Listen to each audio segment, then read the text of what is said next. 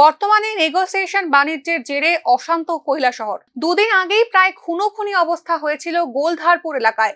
ঘটনায় বিজেপির দুই যুবক তিপ্রামথা দলের সিটিজেন ফোরামের রাজ্য সভাপতি রঞ্জন সিনহার গাড়ি ভাঙচুর করেন বলে অভিযোগ।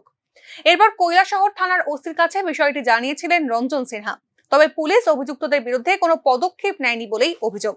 অভিযুক্ত দুই যুবকের নাম কর্ণজিৎ সিনহা ও হিমাদ্রি সিনহা। শুক্রবার কৈলাসহরের চিরাকুটি এলাকার নিজ বাসভবনে সাংবাদিক সম্মেলন করেন তিপ্রামথার সিটিজেন ফোরামের রাজ্য সভাপতি রঞ্জন সিনহা।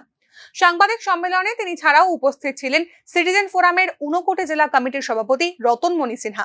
এদিন রঞ্জন সিনহা বলেন, লজ্জা হয় বলতে আমরা বিজেপি সরকারের সঙ্গে যৌথভাবে সরকার চালাচ্ছি।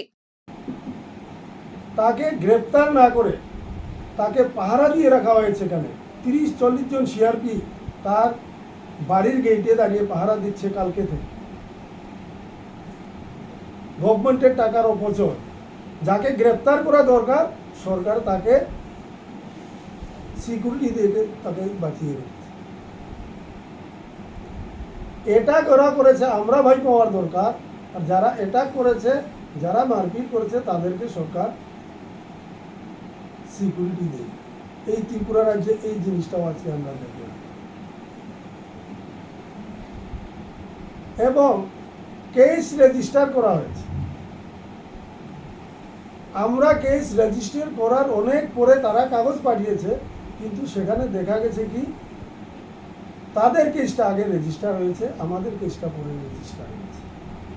ঘটনা সকালে 9:30 থেকে শুরু হয়েছে, অথচ পুলিশ এসছে 10:30টার দিকে।